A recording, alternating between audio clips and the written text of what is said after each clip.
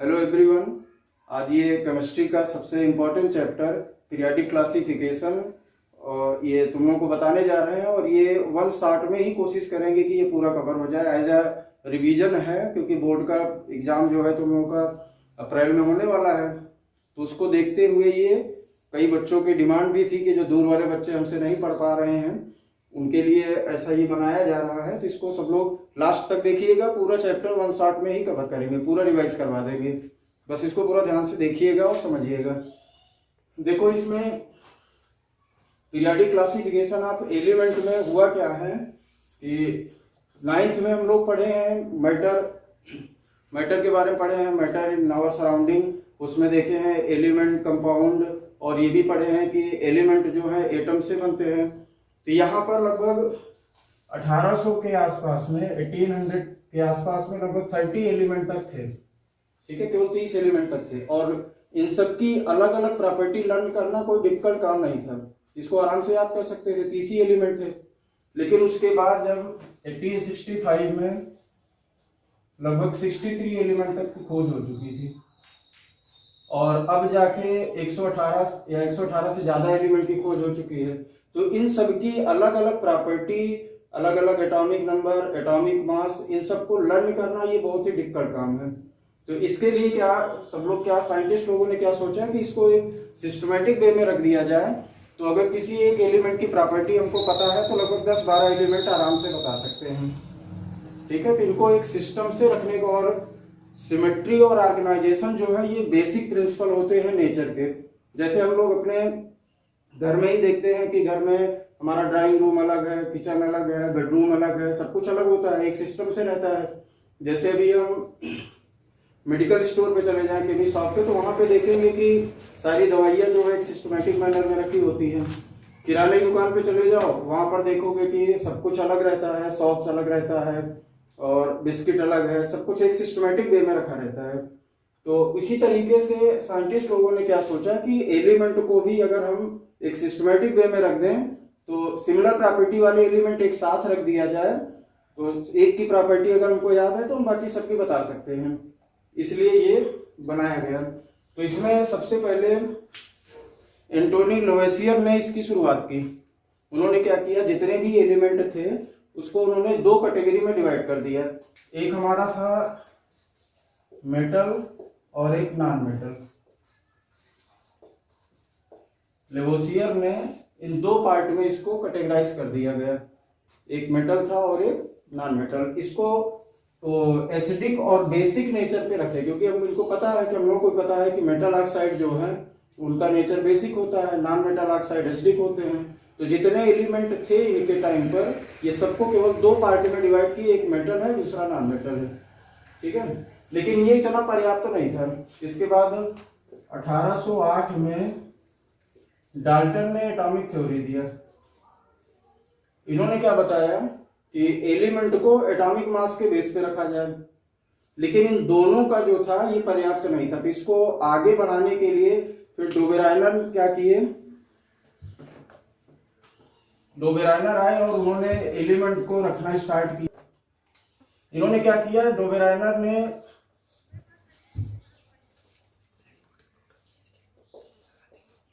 तीन एलिमेंट का ट्रायड बनाए। इनके टाइम पर जितने एलिमेंट थे इन्होंने तीन एलिमेंट का ग्रुप बनाया और सिमिलर प्रॉपर्टी वाले एलिमेंट का ग्रुप बनाया, और ग्रुप में एलिमेंट को ऐसे रखे कि हर पहले और तीसरे का एवरेज एटॉमिक मास मिडिल वाले के लगभग इक्वल हो। इन्होंने क्या किया, जितना भी एलिमेंट था इनके टाइम पर इन्होंने तीन एलिमेंट का ग्रुप बनाया। जैसे लिथियम, सोडियम, पोटेशियम था, ये तीन, इनकी प्रॉपर्टी भी सेम थी और इसको ऐसा रखे थे कि इन दोनों का पहले और तीसरे का एवरेज एटॉमिक मास मिडिल वाले के लगभग इक्वल हो।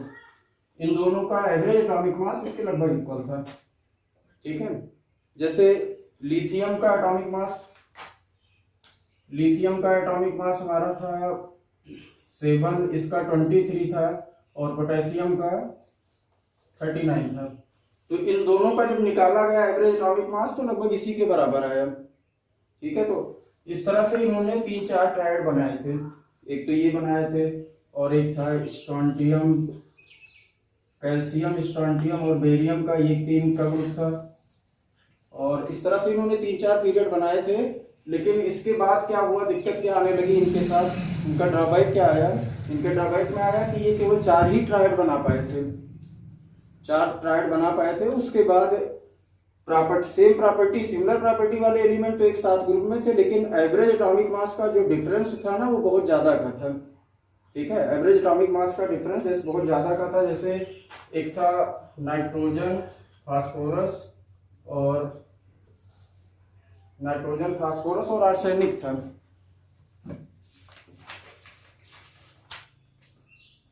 नाइट्रोजन, फास्फोरस और आर्सेनिक था। इन दोनों का जब एवरेज एटॉमिक मास लिखा गया तो नाइट्रोजन का 14 था, फास्फोरस का 31 और इनका 31 था, इनका 74.9 था। इन दोनों का जब एवरेज निकाला गया, एवरेज एटॉमिक मास, तो 14 प्लस 74.9/2 करने की ये जो आया हमारा 45 आया, जो कि इसको देखा जाए और इसको देखा जाए तो इसमें काफी डिफरेंस है। ठीक है, तो ये इनका क्या था, ड्रॉबैक था। इसलिए इनका जो रूल था वो छोड़ना पड़ा। और लेकिन इसको लिया क्यों जाता है, क्योंकि डोबेराइनर ही पहले ऐसे साइंटिस्ट थे जो एटॉमिक मास को और प्रॉपर्टी को कोरिलेट किए थे। तो जब इनका ड्रॉबैक आ गया, और ड्रॉबैक एग्जाम में पूछा भी जाता है, जैसे पूछ लिया जाता है कि डोबेराइनर का ड्रॉबैक क्या है, उनका लिमिटेशन क्या है, तो लिमिटेशन हम यही बताएंगे कि ये केवल 4 ट्रायड तक ही एप्लीकेबल था। उसके बाद जब नाइट्रोजन, फास्फोरस और आर्सेनिक को एक साथ रखे ग्रुप में, तो प्रॉपर्टी तो उनकी सेम थी, लेकिन एवरेज एटॉमिक मास का जो डिफरेंस था वो बहुत ज्यादा होने लगा था। इसलिए डोबेराइनर का छोड़ दिए थे। फिर इसके बाद आए थे न्यूलैंड्स ला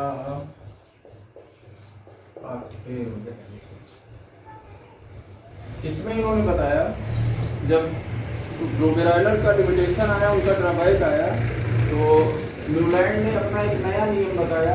इन्होंने क्या किया, इनके टाइम पे जितने एलिमेंट थे 56 एलिमेंट तक लगभग थे, इन्होंने 56 एलिमेंट को एटॉमिक मास के इंक्रीजिंग ऑर्डर में रख दिए, एटॉमिक मास के इंक्रीजिंग ऑर्डर में रखे। और इन्होंने एटॉमिक मास के इंक्रीजिंग ऑर्डर में रखा, वो भी इंडियन म्यूजिकल स्केल सारे गामा पा पे रखे थे, सारे ग म प ध नी कर रखे थे। ठीक है, इस पे इन्होंने एलिमेंट को रखा एटॉमिक मास के इंक्रीजिंग ऑर्डर में। देखिए इनके टाइम पर नोबल गैस की खोज तो हुई नहीं थी, तो ये स्टार्ट कहाँ से किए थे, हाइड्रोजन से, हाइड्रोजन लिए थे। अब हीलियम नहीं लिया जाएगा क्योंकि नोबल गैस तो था नहीं उस टाइम पर, तो क्या लेंगे, lithium, beryllium, boron, carbon, nitrogen, oxygen, फिर इसके बाद फ्लोरीन। इसके बाद हमारा नियॉन नहीं था क्योंकि नियॉन नोबल गैस है, नोबल गैस इनके टाइम पे था नहीं। तो sodium, magnesium, aluminium, silicon, phosphorus, sulphur, फिर यहाँ पर फ्लोरीन, फिर आर्गन नहीं लिए थे, पोटेशियम, कैल्शियम। ठीक है, इस तरह से। और यहाँ पर क्या किए थे, फिर दूसरे कोबाल्ट, निकेल एक साथ रख दिए थे। तो न्यूलैंड्स लॉ ऑफ ऑक्टेव में क्या बताया कि इन्होंने एटॉमिक मास के इंक्रीजिंग ऑर्डर में इंडियन म्यूजिकल स्केल पर जब एलिमेंट को रखे, तो इन्होंने बोला कि हर पहले और 8वें की प्रॉपर्टी सेम होगी, पहले और 8वें एलिमेंट की प्रॉपर्टी सेम होगी। अगर हम पहला एलिमेंट जैसे लिथियम ले रहे हैं तो 1 2 3 4 5 6 7 8 सोडियम की प्रॉपर्टी क्या होगी, सेम होगी। जैसे पहला एलिमेंट अगर मैग्नीशियम ले लें तो 1 2 3 4 5 6 7 8 कैल्शियम की सेम हो जाएगी। इस तरह से इन्होंने अपना पीरियोडिक लॉ दिए कि एलिमेंट को एटॉमिक मास के इंक्रीजिंग ऑर्डर में इंडियन म्यूजिकल स्केल पर रखा जाएगा तो हर पहले और 8वें की प्रॉपर्टी सेम होगी। लेकिन इनका भी ड्रॉबैक है। इनका ड्रॉबैक क्या था, इनकी कमियां क्या थी, लिमिटेशन, चाहे भी एग्जाम में बोला जाए लिमिटेशन बताइए या ड्रॉबैक या डिमेरिट बताइए, तो उसके लिए हम क्या बताएंगे। देखो जो इन्होंने दिया था ये केवल lighter element up to calcium तक ही एप्लीकेबल था, ये केवल कैल्शियम तक ही अप्लीकेबल था। उसके बाद जो है इनकी प्रॉपर्टी नहीं लग पा रही थी, इनका रूल इसमें नहीं लग पा रहा था। दूसरा इनका लिमिटेशन क्या था? पहला लिमिटेशन तो ये हो गया केवल ये कैल्शियम तक ही एप्लीकेबल था। दूसरा लिमिटेशन इनका है कि ये एक ही स्लॉट में दो दो एलिमेंट एक साथ रख दिए। प्रॉपर्टी मैच कराने के लिए दो दो एलिमेंट एक साथ रख दिए। अब इसमें हम ये जो इनका पहला ग्रुप है इसको कोबाल्ट के साथ मैच करवाएं या निकिल के साथ मैच करवाएं, तो दूसरा लिमिटेशन ये था। तीसरा इनका लिमिटेशन ये था, देखो नोबल गैस की खोज इनके टाइम पर हुआ नहीं था, ठीक है। जब बाद में नोबल गैस की खोज होगी तो नोबल गैस के लिए इनको अलग से टेबल बनाना पड़ेगा। Helium, neon, argon, krypton, xenon और रेडॉन, नोबल गैस के लिए अलग से ग्रुप बना के रखना पड़ेगा। लेकिन जब ये नोबल गैस को अलग से रख देंगे तो जो इन्होंने बताया था कि हर पहले और 8वें की प्रॉपर्टी सेम होगी, ये पूरी तरह से गलत हो गया। क्योंकि अगर हम पहला अगर लिथियम ले रहे हैं तो 1 2 3 4 5 6 7 8 9 9वें पे आएगा इसका, तो इनका पूरी तरह से ये रूल इनका गलत हो गया। और ये इनका मेजर लिमिटेशन था कि नोबल गैस की पोजीशन ही, जब नोबल गैस की खोज हुई तब जो पहला और 8वां बताए थे, पहला 8वां ना होकर पहला और 9वां हो गया। तो ये सब इनके 3 ये लिमिटेशन है और एग्जाम में लिमिटेशन पूछा भी जाता है। एनसीईआरटी का पहला क्वेश्चन ही ये कि डोबेराइनर का टाइप लिमिटेशन क्या है। फिर दूसरे वाले में बताया गया है कि न्यूलैंड का लिमिटेशन क्या है। लिमिटेशन आ गया, उनका ड्रॉबैक आ गया, उनकी कमियां आ गई। तो इसके बाद मेंडलीप आए और मेंडलीप ने अपना पीरियाडिक टेबल बनाया।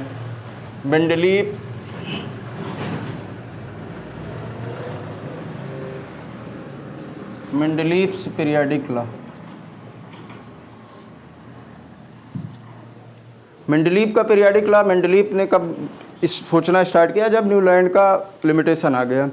और मेंडलीप पहले ऐसे साइंटिस्ट थे जो कि अपना पीरियाडिक लॉ दिए, पीरियाडिक टेबल बनाए, और इनका मेन कंट्रीब्यूशन भी है पीरियाडिक टेबल बनाने में, ठीक है।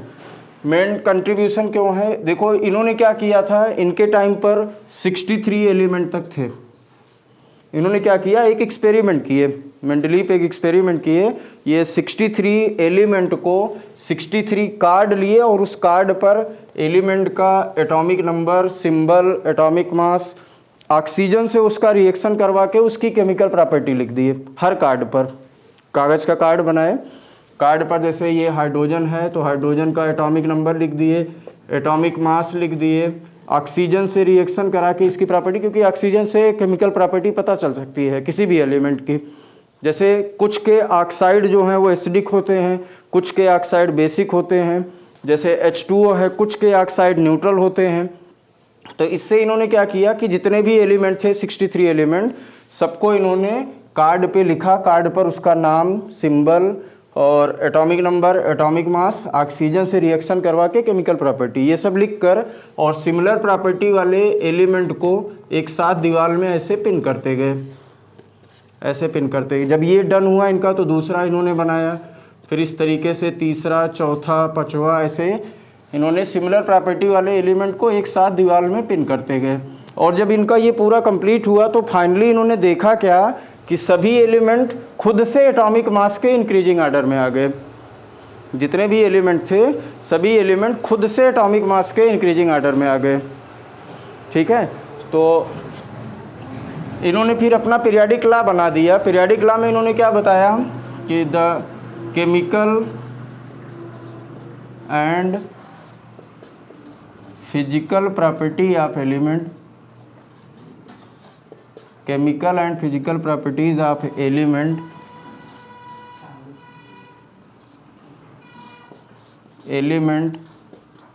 are periodic function of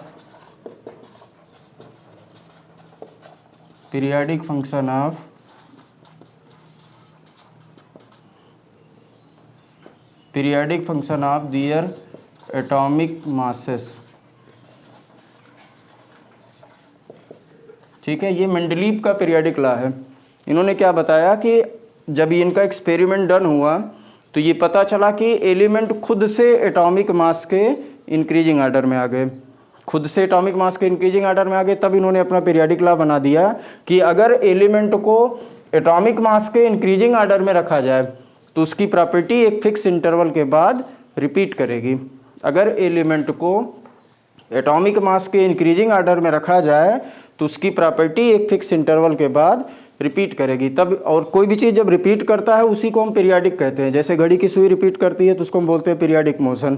जैसे फैन चलता है तो अगर वो रिपीट कर रहा है तो उसको भी क्या बोला जाएगा, पीरियोडिक। जो भी चीज़ रिपीट करती है उसी को हम पीरियोडिक कहते हैं। तो यहाँ पर प्रॉपर्टी रिपीट कर रही है, इसलिए हम क्या बोलते हैं कि the chemical and physical property of element are periodic function of their atomic masses. तो ये मेंडलीव का पीरियोडिक लॉ है। और देखिए इनके टाइम में ये जब अपना पीरियोडिक टेबल बना रहे थे तो ये एक दो चीज़ें माइंड में रख के पीरियोडिक टेबल अपना बनाए थे। पहला क्या था कि एटॉमिक मास का इंक्रीजिंग ऑर्डर होना चाहिए। दूसरा इन्होंने क्या सोचा था कि सिमिलर प्रॉपर्टी वाले एलिमेंट एक साथ ग्रुप में हों। दो क्राइटेरिया इन्होंने रखा था अपना पीरियोडिक टेबल बनाने के लिए कि एटॉमिक मास का इंक्रीजिंग ऑर्डर होना चाहिए, दूसरा सिमिलर प्रॉपर्टी वाले एलिमेंट एक साथ एक ग्रुप में होंगे। ठीक है। और इनके पीरियोडिक टेबल में था क्या, ये देखो 7 हॉरिजॉन्टल रो बनाए थे जिसको पीरियड, 7 हॉरिजॉन्टल रो था जिसको पीरियड बोला गया, और 8 वर्टिकल कॉलम था जिसको ग्रुप बोला गया।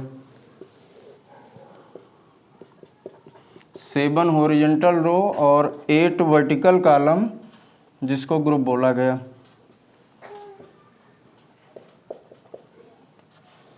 ठीक है। ये अपना पीरियोडिक टेबल ऐसे बनाए थे।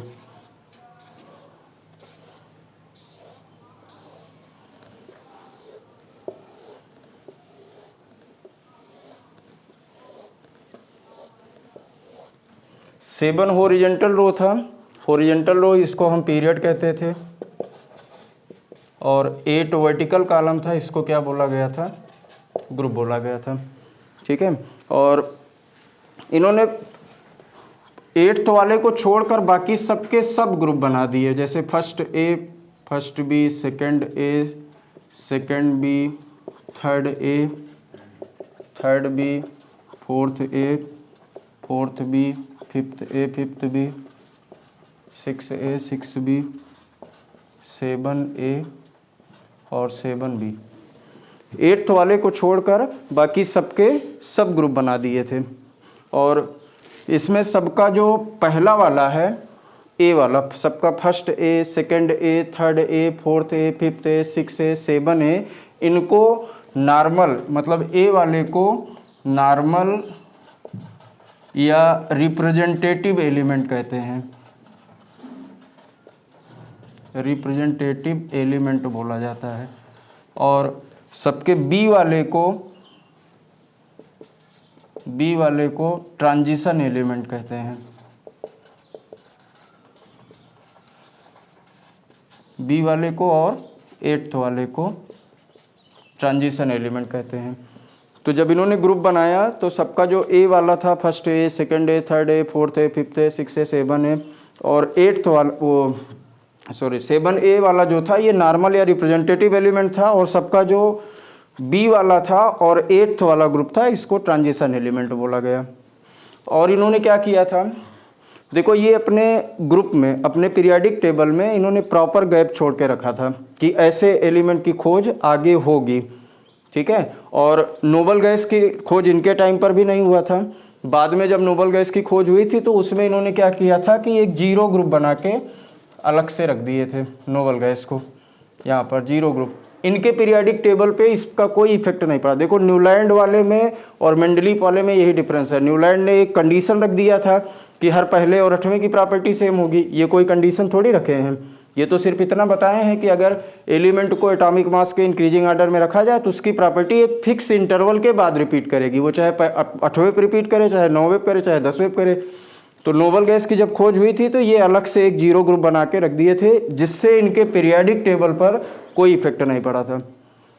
इनका अचीवमेंट क्या था, मेंडलीव का अचीवमेंट क्या था? पहला अचीवमेंट ये था कि हम एक सिस्टमेटिक स्टडी कर सकते हैं एलिमेंट का। ठीक है। पहला अचीवमेंट इनका क्या था कि एक सिस्टमेटिक स्टडी कर सकते हैं।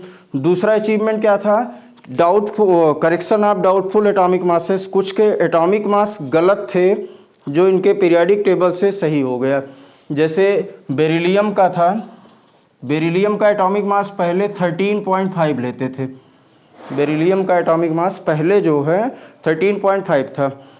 जब इनका एटॉमिक मास 13.5 है तो इसको कार्बन और नाइट्रोजन के बीच में होना चाहिए, क्योंकि कार्बन का एटॉमिक मास 12 था और नाइट्रोजन का 14, कार्बन और नाइट्रोजन के बीच में होना चाहिए, जबकि कार्बन और नाइट्रोजन के बीच कोई गैप ही नहीं है, कार्बन के सीधे बाद नाइट्रोजन है, carbon nitrogen oxygen fluorine neon. तो इसका मतलब क्या है कि ये एटॉमिक मास गलत है। तो सही इसका क्या आया था, बाद में 9 आया था। तो इससे कुछ के एटॉमिक मास गलत थे जो सही हो गए, ठीक है।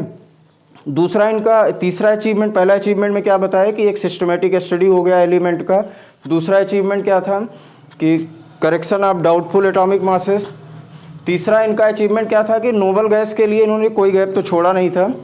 जब बाद में नोबल गैस की खोज हुई तो अलग से 0 ग्रुप बना के उसको रख दिए थे, इससे इनके पीरियोडिक टेबल पर कोई इफेक्ट नहीं पड़ा था। तीसरा इनका चौथा अचीवमेंट क्या था कि ये अपने पीरियोडिक टेबल में प्रॉपर गैप छोड़ के रखे थे नए एलिमेंट के लिए, और उनका नाम भी रख दिए थे एका करके। एका एल्युमिनियम जैसे था, एका बोरान था और एका सिलिकॉन था, ठीक है। तो इन्होंने क्या किया था, नए एलिमेंट के लिए प्रॉपर गैप जो छोड़े थे उसका नाम भी रखे थे एका एल्युमिनियम, एका बोरान था एक, एका एल्युमिनियम और एक था एका सिलिकॉन। एका बोरान स्कैंडियम के लिए था, एका एल्युमिनियम गैलियम के लिए था और एका सिलिकॉन जर्मेनियम के लिए था। तो इस तरह से इन्होंने इन सब एलिमेंट के लिए पीरियोडिक टेबल में ऐसा नाम रख दिए थे, एका बोरान उस गैप में ऐसा नाम रख दिए थे इनके पहले कि ऐसे एलिमेंट की खोज बाद में होगी, ठीक है। मेंडलीव इतना सोच लिए थे कि ऐसे एलिमेंट की खोज होगी बाद में, इसलिए इन्होंने अपने पीरियोडिक टेबल में ये प्रॉपर गैप छोड़ के रखे थे, ठीक है। तो ये सब इनका मेंडलीव का पीरियोडिक लॉ था, पीरियोडिक टेबल था। लेकिन इनका भी ड्रॉबैक आया, इनका भी लिमिटेशन आया, जिस चीज़ को मेंडलीव ने एक्सप्लेन नहीं कर पाया, ठीक है। तो इसके बाद जब आएगा तो मॉडर्न पीरियोडिक लॉ आएगा। पहले हम इनका लिमिटेशन देख लेते हैं, लिमिटेशन क्या है। लिमिटेशन में इनका सबसे पहला लिमिटेशन तो हाइड्रोजन था, हाइड्रोजन की पोजीशन नहीं फिक्स कर पा रहे थे, और कई ऐसे बड़े लिमिटेशन थे जिसको मेंडलीव ने एक्सप्लेन नहीं कर पाया, जिसकी वजह से मॉडर्न पीरियोडिक लॉ बना। इनका ड्रॉबैक क्या था,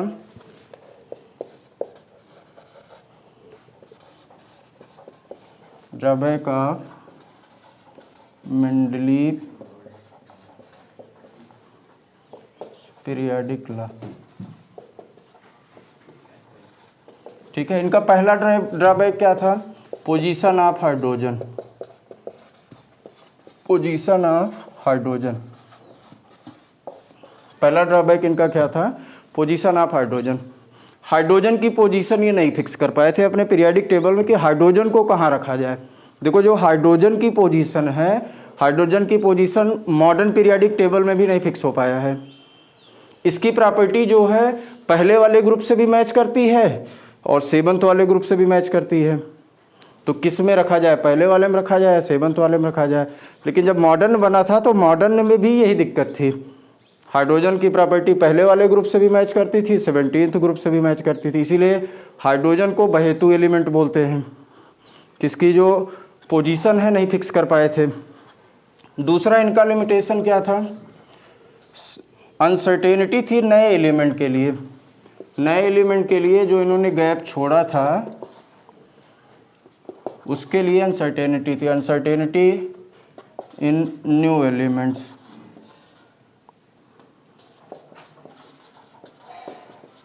नए एलिमेंट्स के लिए अनसर्टेनिटी थी। अनसर्टेनिटी का मतलब ये हुआ कि इन्होंने गैप तो छोड़ के रखा था, लेकिन जहाँ पर एटॉमिक मास का डिफरेंस कम का है, वहाँ तो समझ में आ रहा था कि एक एलिमेंट आएगा, 2 एलिमेंट आएगा या 4 आएगा, लेकिन जहाँ पर एटॉमिक मास का डिफरेंस बहुत ज़्यादा हो गया था वहाँ पर ये नहीं क्लियर हो पा रहा था कि कितने एलिमेंट आएंगे।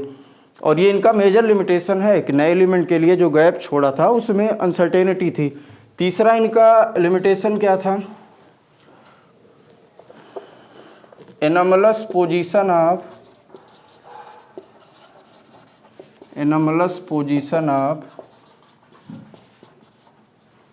सम pair of elements,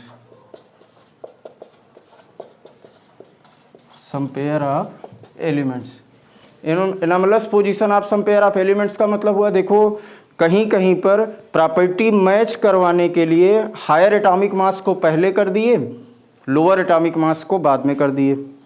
higher atomic mass को पहले, जैसे कोबाल्ट और निकिल का केस था, आयोडीन और टेल्यूरियम का केस था। इन दोनों केस में क्या था? कोबाल्ट का एटॉमिक मास ज़्यादा था निकिल से, कोबाल्ट का एटॉमिक मास निकिल से ज़्यादा था। लेकिन ये मेंडलीव के रूल से गलत हो रहा था, क्योंकि मेंडलीव ने क्या बताया था कि एटॉमिक मास का इंक्रीजिंग ऑर्डर होना चाहिए।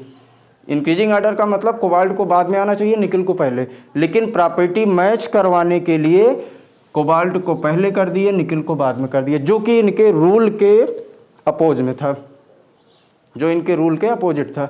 ऐसे आयोडीन और टेल्यूरियम का केस था, इसमें भी क्या किए थे कि हायर एटॉमिक मास को पहले कर दिए, लोअर एटॉमिक मास को बाद में किए। चौथा इनका मेजर लिमिटेशन था position of isotope.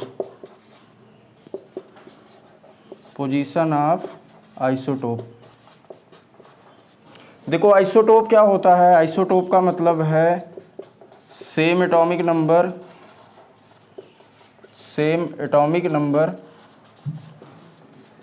Different atomic mass,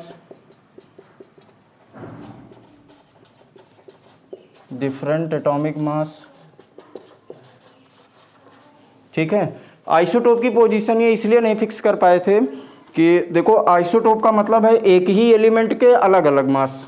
जैसे हाइड्रोजन का जो मास था, हाइड्रोजन का एक मास 1 था, एक 2 था, एक 3 था। जैसे कार्बन था, कार्बन का एक मास 12 था, एक 14 था, ठीक है। इसी तरीके से क्लोरीन का एक मास जो था 35 था और एक 37 था। इसका मतलब है कि कार्बन को हमको 2 जगह रखना पड़ेगा, है ना। अगर कार्बन का 2 मास आ रहा है, हम मास के बेस पे अगर एलिमेंट को रख रहे हैं, एटॉमिक मास के बेस पे, तो अगर हम कार्बन को 12 वाला यहाँ रखेंगे तो उसके बाद तो हम 14 वाला रखेंगे। लेकिन यहाँ पर तो जगह है ही नहीं है, यहाँ पर कार्बन के बाद नाइट्रोजन है। तो इसका मतलब है कि आइसोटोप की पोजीशन ये नहीं फिक्स कर पाए थे। और इनका अगला लिमिटेशन क्या था?